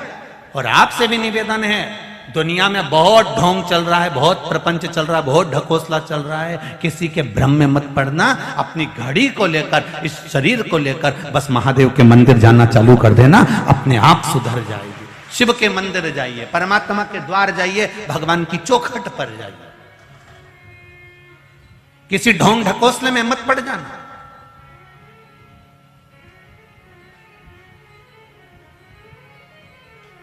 बोल बम का नारा है, बाबा एक सहारा है, उसके सिवा कोई नहीं। परीक्षित को लगा कि मुझे सुधारेगा कौन, इस घड़ी को पल को कौन संवार सकता है। तो 350 ऋषियों को छोड़ने के बाद राजा परीक्षित फिर सुखदेव जी के पास गए। सुखदेव जी ने ये नहीं कहा कि मैं तुझसे हवन करवाऊंगा, सुखदेव जी ने ये नहीं कहा मैं तुझसे यज्ञ करवाऊंगा, सुखदेव जी ने ये नहीं कहा कि मैं तुझसे अनुष्ठान करवाऊंगा। सुखदेव जी ने एक ही बात कही, मैं भगवान की कथा करूंगा और तू उसको सुनते जाना, सुनते सुनते तेरा विश्वास जाग जाएगा और ये आत्मा परमात्मा से मिल जाएगी। फिर अगर सांप भी डसेगा तो तुझे भय नहीं होगा। बस परीक्षित जान गया, असली घड़ी सुधारने वाला मिल गया और उसने भगवान से मिला दिया। 7 दिन में परमात्मा से मिला दिया उस सुखदेव जी महाराज ने राजा परीक्षित को। घड़ी सुधारने वाला मिलना चाहिए सही।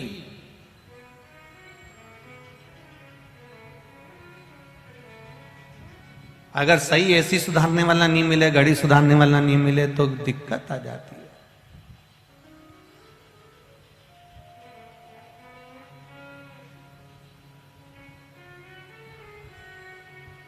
अभी हमारे सीहोर में गर्मी के टाइम पर एक कूलर बिगड़ गया था। अब गौशाला का कूलर, अब गौ माता को बड़ी तकलीफ हो। अब वो कूलर को सुधारने वाले को बुलाया तो वो सुधारने वाला भी, हमको क्या मालूम था कि नया नया था, वो ना जाने कौन सा कनेक्शन कर गया। कूलर तो चालू हो गया पर उसको कोई छू नहीं सकता, पूरा करंट कूलर में था,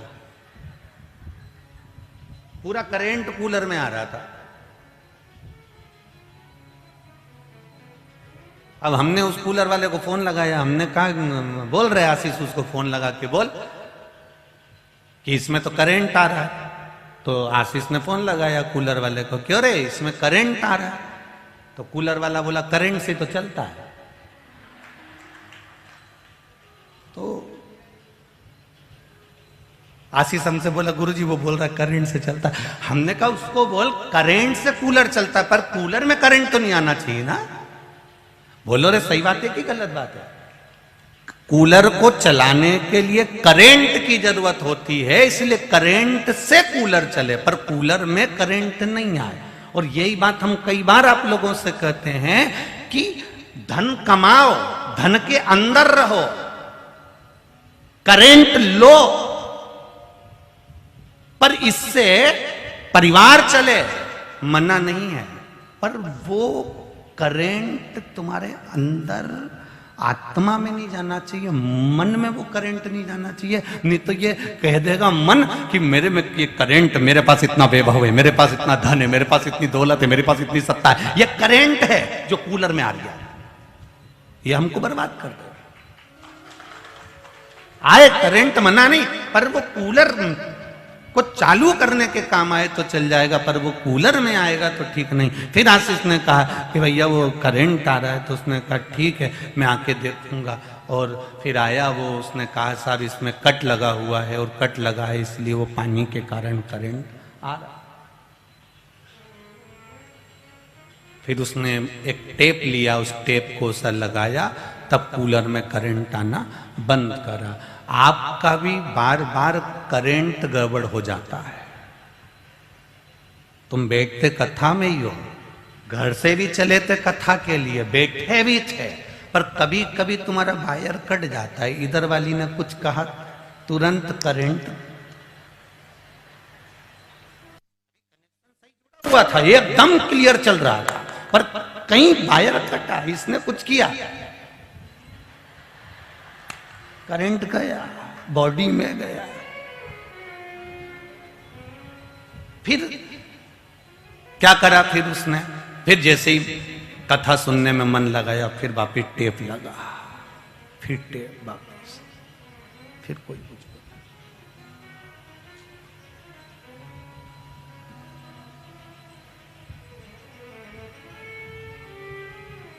ये जीवन ऐसे ही परमात्मा के भरोसे पर छोड़ दो इस मानव शरीर को। इस मनुष्य की देह को जब परमात्मा के भरोसे पर छोड़ोगे तो जीवन का सुख प्राप्त होगा।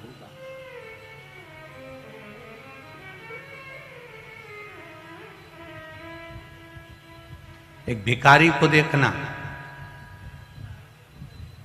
वैसे तो मुझे यहां पर गुजरात में थोड़े से कम ही भिखारी दिखे हैं।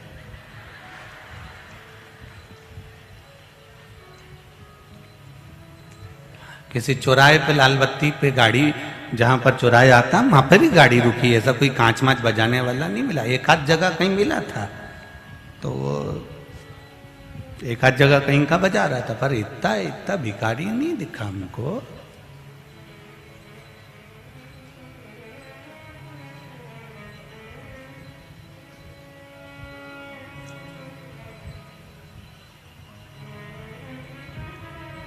एक आप और एक भिखारी, दोनों में समझना, भिखारी 10 जगह से मांग कर लाता है,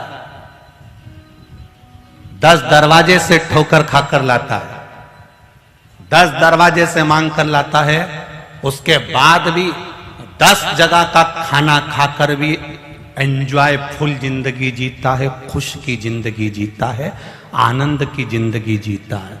और एक कमाने वाला व्यक्ति दिन भर दुकान पर काम कर रहा है, भरा भराया टिफिन रखा है, तो भी रोटी खाने की फुर्सत नहीं है। अब समझ में नहीं आता उसको भिखारी कहें कि इसको भिखारी कहें। वो 10 जगह से मांग कर लाया है, उसके बाद भी अपने शरीर का ध्यान रख रहा है कि मुझे खाना है, भरपेट खाना है। और ये दुकान में इतना मस्त है कमाने में कि पत्नी फोन लगा रही है, 1 बज रही है, आ जाओ भोजन कर लो, मैं तुम्हारे लिए टिफिन भेज देती हूं, अगर टिफिन नहीं खाना है तो नाश्ता तो पेट भर के खा लो। उसको मालूम है पत्नी को अगर टाइम पर भोजन नहीं करेगा तो शुगर बढ़ जाएगी, शुगर डाउन हो जाएगी। ये शुगर की बीमारी होती क्यों है? आपके भूखे रहने से। समय पर भोजन नहीं करते तो बीपी शुगर तो होगा ही। आप समय पर भोजन करना प्रारंभ कर दो, बीपी और शुगर दोनों लेवल पर रहना चालू कर देंगे। डॉक्टर भी कहता है क्यों भूखे रहते हो, क्या कितनी बजे भोजन करते हो, खाना टाइम पे नहीं खाते हो, इसलिए तुम्हारी ये बीमारी बढ़ती जा रही है, इसलिए तुम्हारी शुगर बढ़ती जा रही है, इसलिए तुम्हारी शुगर लो होती जा रही है, इसलिए तुम्हारे यहाँ बीपी गड़बड़ कर रहा है। कारण क्या है? वो डॉक्टर बोलेगा कि टाइम पर तो भोजन करो रे, कमाओ, टिफिन तुम्हारी होटल में रखा है, टिफिन तुम्हारी दुकान पर रखा है, टिफिन तुम्हारे घर पर रखा है, तुम कम से कम समय पर तो खाओ। भिखारी भी 10 जगह से मांग कर पेट भरता है और एंजॉय की जिंदगी जीता है, और एक हम कमाने में इतने आतुर रहते हैं कि समय पर रोटी तक नहीं खा पाते हैं। खाने बैठे उतनी देर में फिर ग्राहक आ गया, रोटी का डब्बा छोड़ा, फिर कमाने चल दिए। कमाओ, जी और जान से कमाओ, जितनी तुम्हारी कैपेसिटी उससे 4 गुना ज्यादा कमाओ। कमाने की मना नहीं करेंगे, पर उसके साथ में ये भगवान ने जो शरीर दिया है इसका भी तो ध्यान रखो कि परमात्मा ने ये शरीर सही रहेगा तो ही तो आगे कमा पाओगे। हम कभी ये नहीं कहते कि तुम कथा में जाकर बैठ जाओ, कि तुम कहीं संत बन जाओ, कि साधु बन जाओ, कि सन्यासी बन जाओ, कि तपस्वी बन जाओ, कि तुम कहीं महात्मा बन के बैठ जाओ। और हम बोल भी देंगे तो तुम कितना महात्मा बन रहे हो रे, तो फालतू की बात हम करें काय को कि तुम साधु बन जाओ, ने सन्यासी बन जाओ, ने जोगी बन जाओ, ने तपस्वी बन जाओ। कुछ मत बनो, तुम तो जैसे हो वही बने रहो। पर निवेदन है कि इस शरीर का सदुपयोग करो जो भगवान ने दिया है, अनमोल 83,99,999 योनियां काटने के बाद ये मनुष्य की देह मिली है 84 लाखवें नंबर की। और 84 लाखवें नंबर की इस योनि को हम यूं ही गंवा दे तो फिर बेकार। हम कमाने की मना नहीं करते, खूब कमाना, दिल से कमाना, शरीर की कैपेसिटी के अनुसार कमाओ, तुमसे जितना बने उतना कमाओ, खूब कमाओ, पर साथ में अपने परिवार के साथ, अपने कुल के साथ में, अपनी पत्नी, बच्चे, माता पिता, बहन भाई सबके साथ बैठकर कम से कम हफ्ते में 2 दिन ऐसा बना लो, या हफ्ते में 1 दिन ऐसा बना लो कि मैं पूरे परिवार के साथ घर में एक साथ बैठकर भोजन करेंगे तो कम से कम सबका मन अच्छा रहेगा, सबसे मिलना जुलना होगा, सबका स्नेह बनेगा, सबसे मिलने का मौका मिल जाता, स्नेह बन जाता।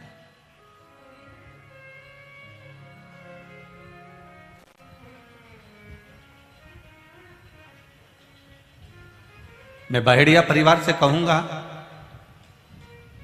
बहेड़िया जी हम लोग कथा करने के लिए परली बैजनाथ सोमानी जी के यहाँ गए थे। यहाँ सूरत वाले सोमानी जी भी बैठे हैं, उनको भी स्मरण होगा। हम परली बैजनाथ गए थे कथा सुनने के लिए। तो कथा करने के लिए जब परली बैजनाथ गए,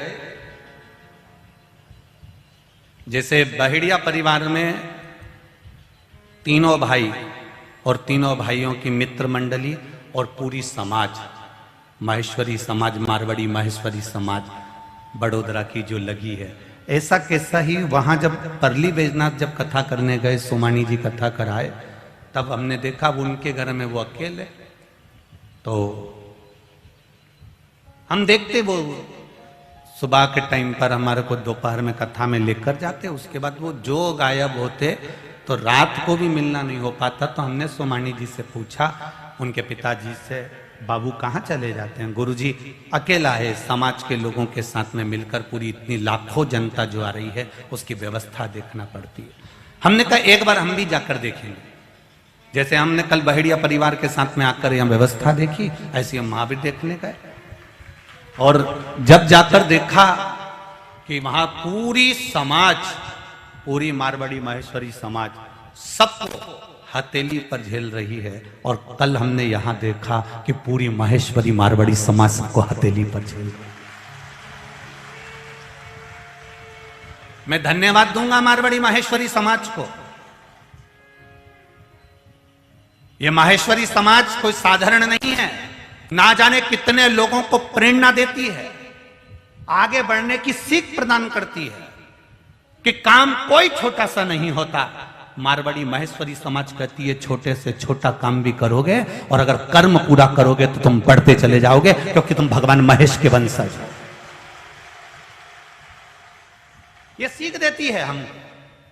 कल बहुत अच्छा लगा, बहेड़िया परिवार के साथ हम यहाँ आए और हमने देखा संपूर्ण सब माहेश्वरी बंधु और ना जाने कितने कितने भाई बहन सब लगे हुए हैं आनंद के साथ में। और कई कई संस्थाएं भी लगी है। एक कोई बहनों की संस्था भी यहाँ पर लगी है, कोई चाय बना रही, कोई कॉफी बना रही, कोई कुछ बना रही, कोई कुछ। देखकर प्रसन्नता, उसको देखकर एक आनंद की अनुभूति हुई। कोई सखी मंडल वगैरह है बना रही। कितना कितना प्रेम। हम दुनिया के लोगों से कहते हैं कहीं अगर तुम्हें कहीं सन्यासी, साधु, संत, महात्मा, जोगी, तपस्वी, तप करने वालों का दर्शन करना है तो कहीं जाने की जरूरत नहीं है, शिव महापुराण के अंदर आकर बैठ जाओ। जितने भी भक्त तुम्हें बैठे हुए दिखेंगे ये सब शंकर के तपस्वी, साधु, सन्यासी हैं। और जो सेवा कर रहे हैं ये मेरे भोलेनाथ की कृपा से बैकुंठ से भेजे हुए वो आनंद है जो नित्य सेवा में लगे हुए हैं। ये प्रमाण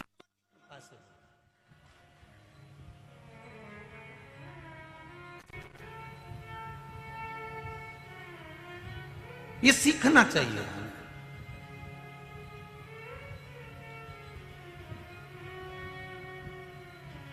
तेरी कृपा बिना ना हिले एक भी अणु, लेते हैं श्वास तेरी कृपा से तनु तनु। बखान क्या करूं मैं राखों के ढेर का, चपटी भभूत में खजाना कुबेर का। हे गंगधार मुक्ति द्वार ओमकार तू, आयो शरण तिहारी सती मैया रही भगवान शंकर जी के साथ में, उमा मैया रही भगवान शंकर जी के साथ में, कात्यायनी रही भगवान शंकर जी के साथ में, चंद्रघंटा, कुष्मांडा, स्कंदा सब भगवान शिव जी के साथ में रहे। परंतु भगवान कभी अपने साकार विग्रह में नहीं आए। भगवान लिंगायत स्वरूप में थे, लिंग के स्वरूप में थे, जो ब्रह्मा जी ने और भगवान विष्णु ने जो प्रकट करा था एक अग्नि के खंभ से, एक पर्वत के खंभ से, भगवान शंकर का जो शिवलिंग जो स्वरूप प्रकट करा था, मेरा देवाधिदेव महादेव सती मैया के साथ में रहे तो वैसे ही रहे, उमा जी के साथ में रहे तो वैसे ही रहे, कात्यायनी जी के साथ में रहे तो वैसे ही रहे, चंद्रघंटा कुसमांडा स्कंदा के साथ में रहे तो वैसे ही रहे। पर जब पार्वती जी के यहाँ विवाह करने के लिए गए और पार्वती जी के यहाँ विवाह करने के लिए गए, तब सारे 33 कोटि देवी देवताओं ने शंकर भगवान की आराधना करी। तब भगवान शंकर पार्वती जी के दरवाजे पर अपना साकार स्वरूप प्रकट कर कर जाते हैं। अपना साकार स्वरूप उन्होंने प्रकट किया।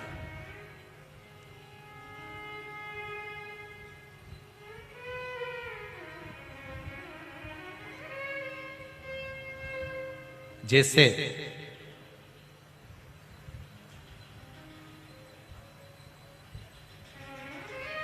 बहुत भारी रोग होने पर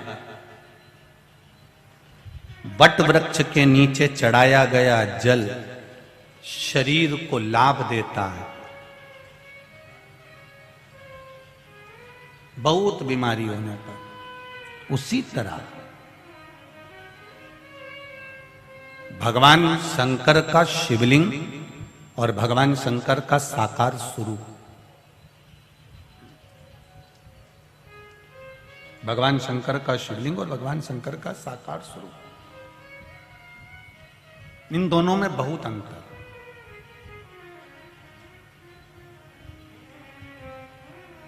एक बार माता उमा जी ने भी भगवान महेश से पूछ लिया था, जरा ध्यान देना,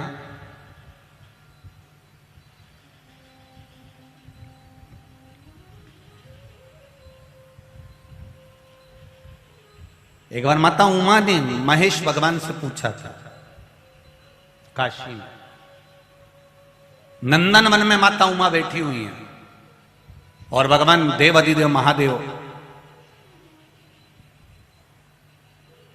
आज नंदी पर आ रहे हैं।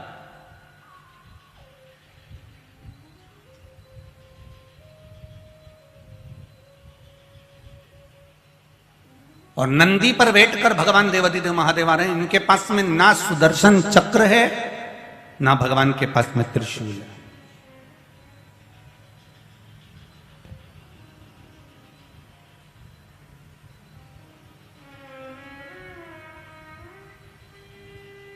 पहुंचे नंदन वन में, माता उमा ने महेश भगवान को देखा, भगवान महेश को देखा, भगवान शिव को देखा।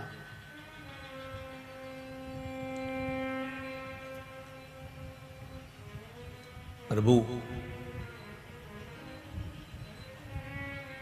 एक मेरे मन में संशय है, आप उसको क्या मिटा सकते हैं? शंकर भगवान ने बोला, बोलो क्या संशय है? संशय केवल इतना सा है, काशी में कल्प वृक्ष है,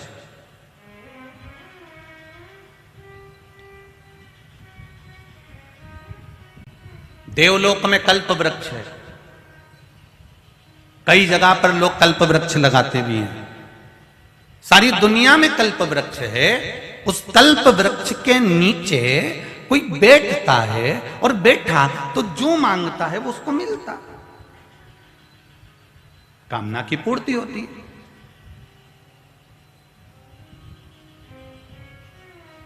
अब कल्प वृक्ष से जो मांगा गया, कल्प वृक्ष के नीचे बैठकर जो होता है, एक कथा आती है अग्नि पुराण के अंतर्गत, एक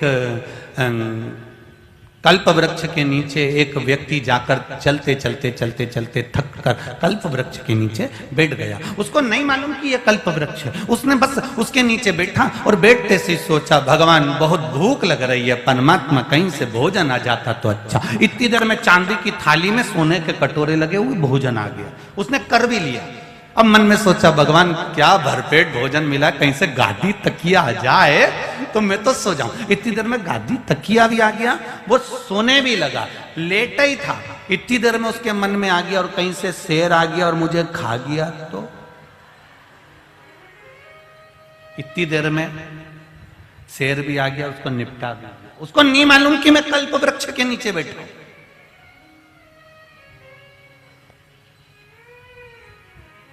अगर उसको मालूम होता ना कि ये कल्प वृक्ष है तो वो ये सब चीज नहीं मांगता, सबसे पहले मांगता कि भगवान मुझे ये दे देना, भगवान मुझे वो दे देना।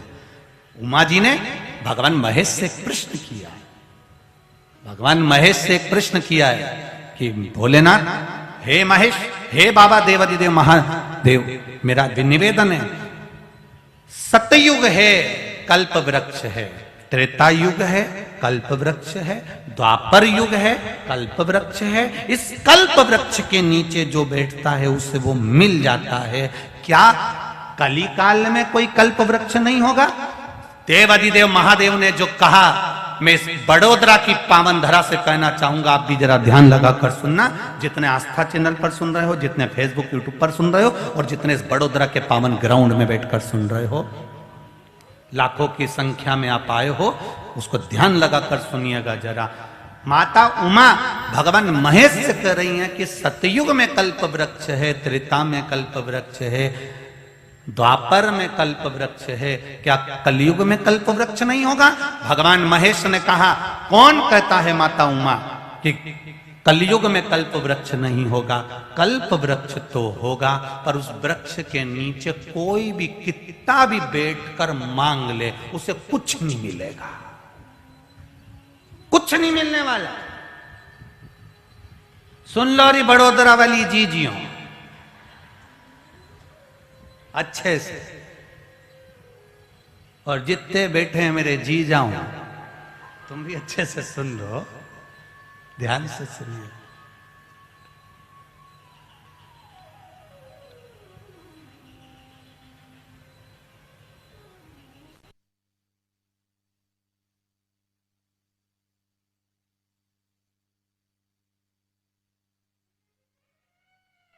कल्प वृक्ष तो होगा, ऐसा नहीं है कि कलयुग में कल्प वृक्ष नहीं है। कई लोग, आप लोगों ने भी सुना होगा यहाँ पर कल्प वृक्ष है गुरुजी, आप दर्शन करने चलोगे, वहां पर कल्प वृक्ष है गुरुजी, आप दर्शन करने चलोगे, तो कितना कल्प वृक्ष। भगवान महेश ने, भगवान शंकर ने माता उमा से कहा, कलिकाल में भी कल्प वृक्ष होगा, कलिकाल में भी कल्प वृक्ष रहेगा।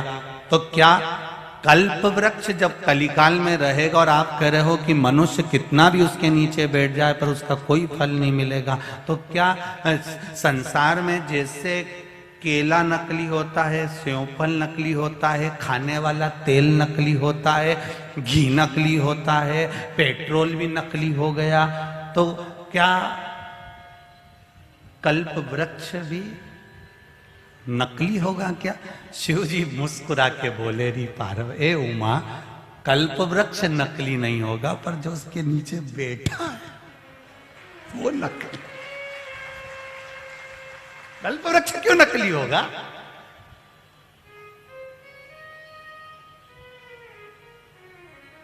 भजन के बल पर मीराबाई को भगवान कृष्ण मिल गए थे, भजन के बल पर नामदेव जी को हरि विठ्ठल मिल गए थे, भजन के बल पर रामकृष्ण परमहंस को जगदम्बा मिल गई थी, भजन के बल पर तुकाराम जी को पांडुरंगा का दर्शन हो गया था, भजन के बल पर ध्रुव जी को भगवान का दर्शन हो गया था, भजन के बल पर प्रहलाद को भगवान का दर्शन हो गया था, भजन के बल पर परमात्मा का दर्शन पहले भी होता था, आज भी होता है, पर पहले जैसा भजन आज नहीं होता है, नहीं तो परमात्मा तो मिल गया।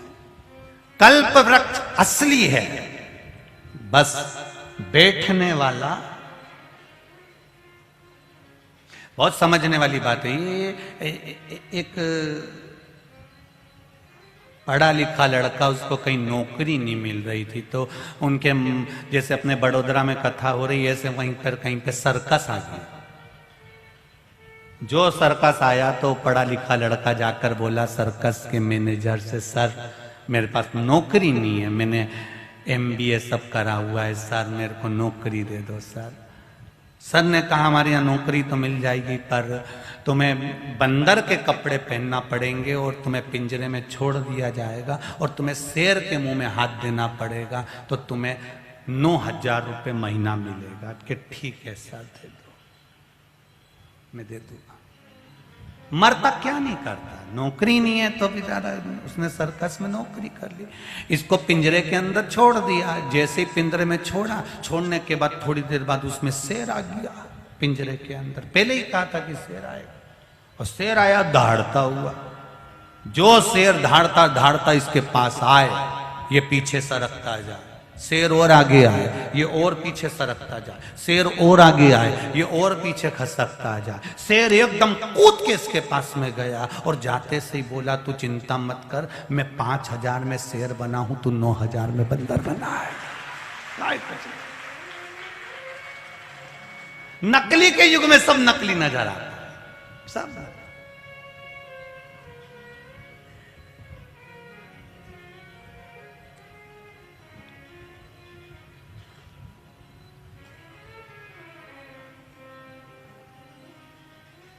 वाह वारी दुनिया, मतलब की दुनिया में किसी का कोई नहीं।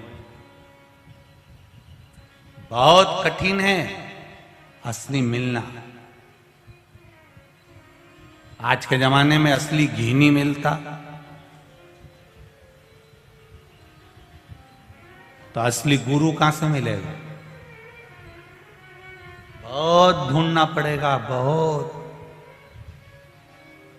इतना गुरु हो गया, इतना गुरु हो गया, 2 रुपए किलो में ढूंढ लो।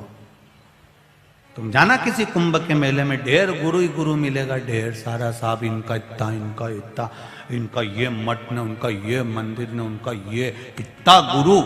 अब इसमें पहचानो तो असली कौन सा है रे? असली कौन सा है? तो शिव महापुराण की कथा कहती है, असली वही मिलेगा जो तुम्हें बस खुद से ना जोड़कर परमात्मा से जो जोड़ दे, राम नाम और कृष्ण नाम, शिव नाम से जोड़ दे, बस वही असली।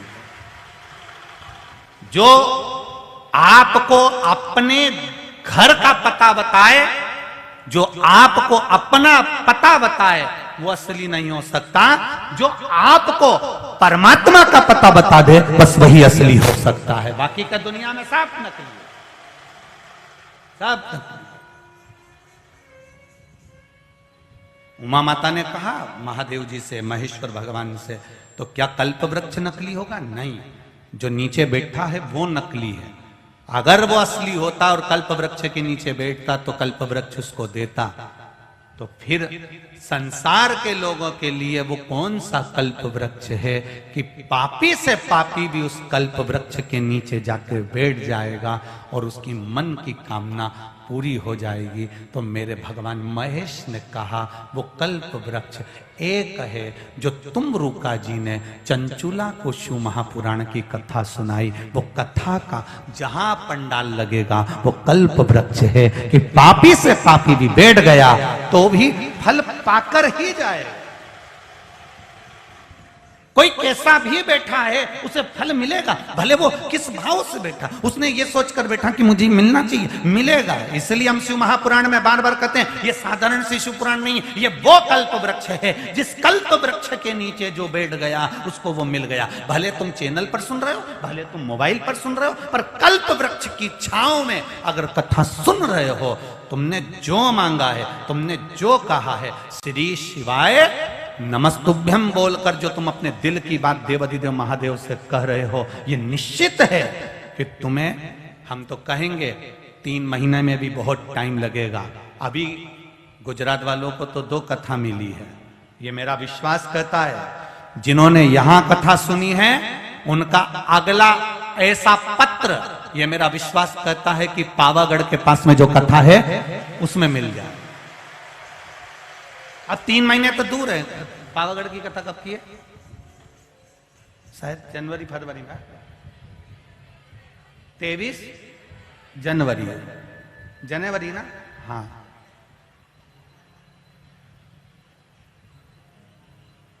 सही छे।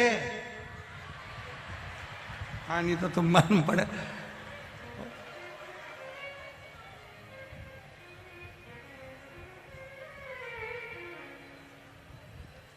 क्यों रे आस्था वालों बताओ ना, इनके नहीं मालूम बापड़ा निकाली सो तो बता बात।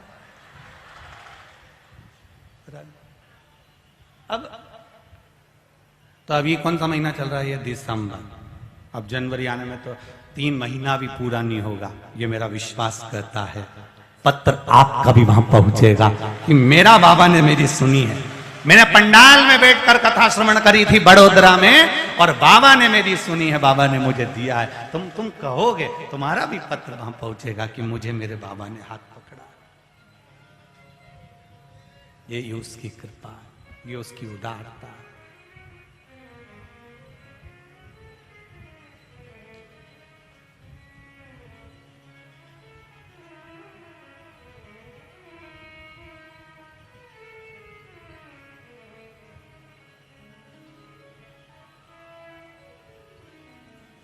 महाराज, शिव महापुराण की कथा कल्प वृक्ष का कार्य करती है। कल्प वृक्ष का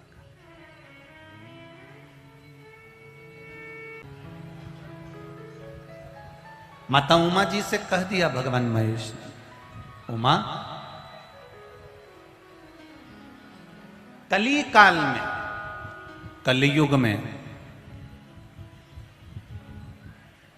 कल्प वृक्ष के नीचे भले संसार का मनुष्य बैठकर कितना भी कुछ मांग ले, उसे नहीं मिलने वाला, क्योंकि उसने इतना झूठ, छल, कपट, पाप, कर्म इतना करा हुआ होता है कि वो प्राप्त होना कठिन। पर सुनो उमा, यदि शिव महापुराण रूपी कल्प वृक्ष के नीचे अगर कोई बैठेगा, शिव महापुराण की कथा को अगर कोई श्रवण करेगा, तो उसको जो मिला है वो जीवन में कहीं से प्राप्त नहीं हुआ होगा, जो शिव दे सकते हैं। देखो ये पत्र आया है, पत्र में देखिए,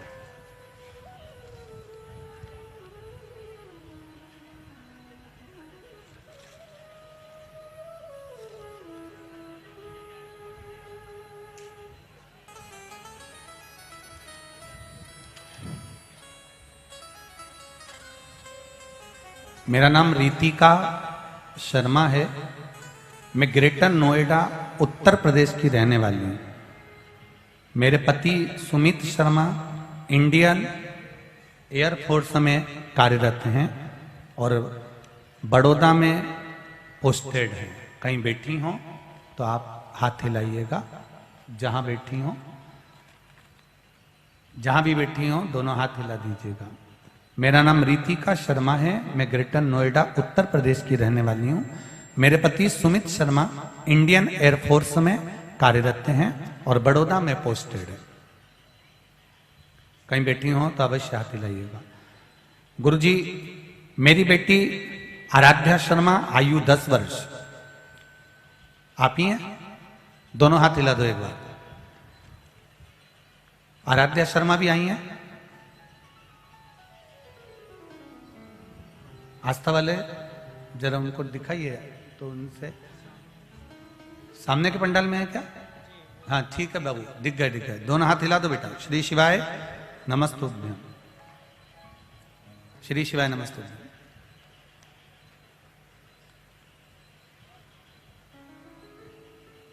मेरी बेटी आराध्या शर्मा, आयु 10 वर्ष, को हमेशा पेट में दर्द रहता था। जब वह इसके बारे में बताती थी तो हमें लगता था कि ऐसी ही बोल रही होगी। लेकिन एक दिन हमने उसे डॉक्टर को दिखाया, जहां डॉक्टर ने उसका अल्ट्रासाउंड कराया। अल्ट्रासाउंड की रिपोर्ट डराने वाली थी। डॉक्टर ने बताया था कि बेटे की दोनों आंतें एक दूसरे से जुड़कर चिपक गई हैं, सिकुड़ गई हैं और बेटी को एडमिट करना पड़ेगा और कल ही ऑपरेशन करना है। हम बहुत परेशान हो गए। पति एयरफोर्स में हैं, उन्होंने कहा कि एक बार अपने डॉक्टर को भी और दिखा लेते हैं। मेरी सासू माँ प्रतिदिन कथा सुनती हैं और शिवालय भी जाती हैं। अगले दिन डॉक्टर के पास जाने से पहले माताजी बेटी को मंदिर ले गए और वहां उन्होंने बेटी के साथ बाबा का जलाभिषेक किया और जल को 1 लोटा शिव जी को चढ़ाया और वो पानी चढ़ा हुआ इस बेटी को पिलाया। एक बेलपत्र चढ़ी हुई खिला दी।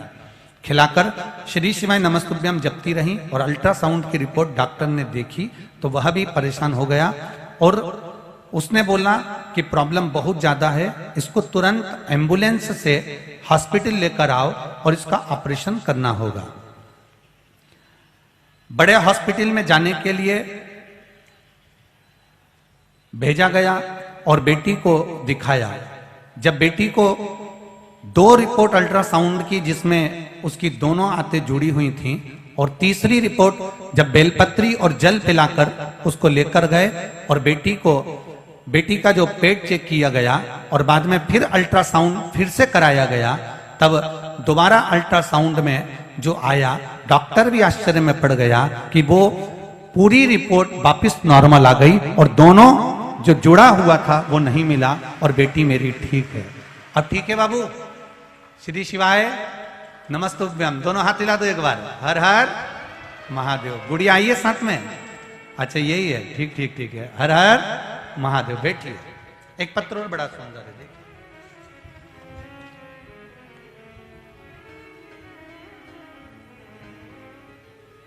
अलका हनुमान दास जी चांडक, राणापुर जिला झाबुआ मध्य प्रदेश से आए हैं। कहीं बैठे हो तो हाथ हिलाइएगा। आप ही हैं? दोनों हाथ हिला दीजिए एक बार। श्री शिवाय नमस्ते। अलका हनुमान दास चांडक, राणापुर जिला झाबुआ मध्य प्रदेश। मेरा मोबाइल नंबर ये है। गुरु जी के चरणों का आनंद। शिव जी को नमन करती हूँ। शिव जी की कृपा का क्या बखान करूं गुरुदेव।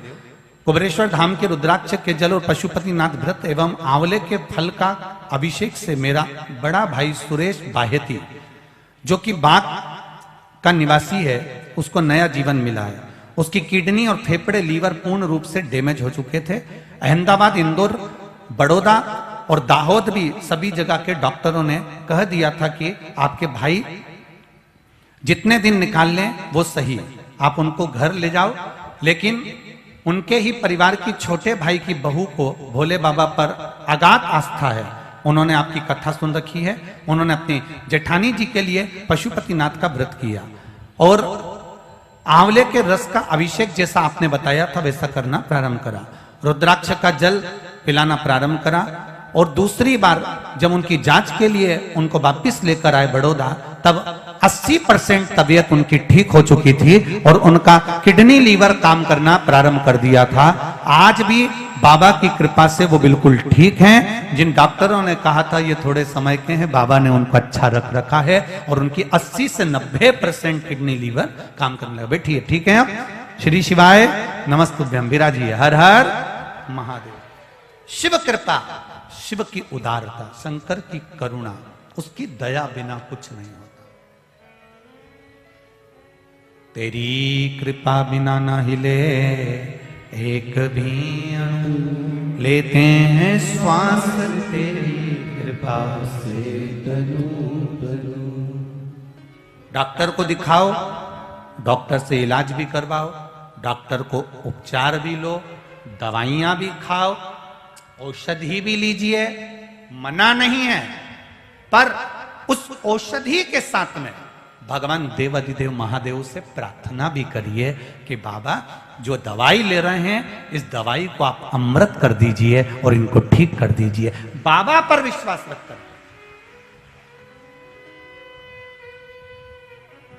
हमने अपनी कथा में इस व्यासपीठ से सालों साल हो गए कथा करते करते, कभी ये नहीं कहा कि आप डॉक्टर को मत दिखाओ। डॉक्टर को दिखाओ, दवाइयां भी खाओ, इलाज भी कराओ, सारी जांचें भी कराओ, पर जांचों के साथ में एक लोटा जल मेरे देव अधिदेव महादेव को चढ़ा कर जाओ, उसका फल अधिक मिलेगा। अब तो एक विचार करो ना कि डॉक्टर भी कहता है ये दवाई पानी से लेना, ये पानी, ये गर्म पानी से लेना, ये दूध से लेना। उसी तरह दवाई लेना तो शंकर जी को एक लोटा जल चढ़ा के फिर लेना, काम तो करेगी, कुछ ना कुछ तो फल देगी। सारी समस्या का हल, जरा जम के बोलो, एक लोटा जल। कहीं नहीं भटकना, हमें कहीं ढोंग और प्रपंच में नहीं जाना, हमें किसी अंधविश्वास की ओर नहीं जाना, हमें किसी के प्रपंच में नहीं जाना। हमें तो अगर जाना है तो केवल देव अधिदेव महादेव को एक लोटा जल चढ़ाकर एक बेलपत्री का आनंद कर कर हमें शिव का भजन करना। परिवार का अगर एक व्यक्ति भी शिव महापुराण की कथा को दिल से सुनता है तो उसका फल पूरे परिवार को प्राप्त होता है, पूरे परिवार। अब कहोगे गुरुजी ऐसा कैसे होता है, तो आपने पहले किया था, बद्रीनाथ जी से इतना सा प्रसाद लेके आती और इतने बड़े प्रसाद में मिला के पूरे मोहल्ले में बांट देती। बोलो री जी हो, सही है कि गलत है? बोलो री बड़ोदरा वालियों, केम छो? तो तुम जब इतना सा प्रसाद द्वारका जी का लाई और इतना सारी मिस्त्री में मिला दिया, इतना सा प्रसाद सांवरिया जी की लाई, इतनी बड़ी मिस्त्री में मिला दिया, इतना सा प्रसाद नाथद्वारा का लाई, इतने सारे सामान में मिला दिया, इतना सा प्रसाद रामेश्वर सारे सामान में मिला दिया।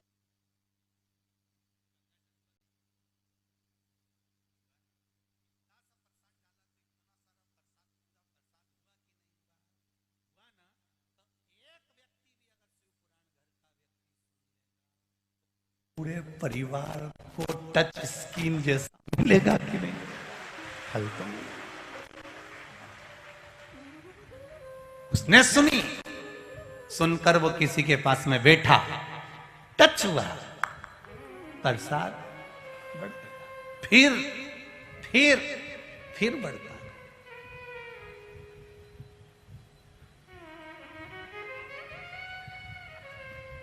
भगवान देवादिदेव मतलब वो प्रसाद थोड़ा सा है पर उसका फल अधिकता।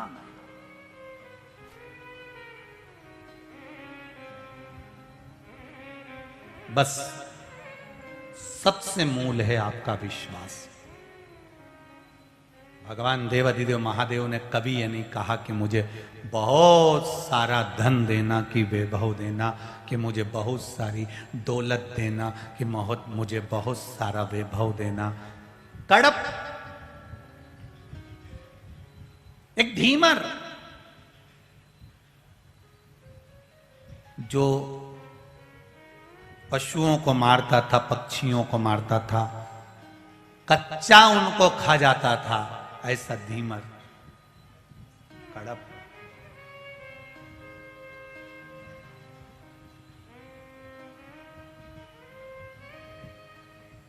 एक बार घूमते घूमते जंगल में चला गया।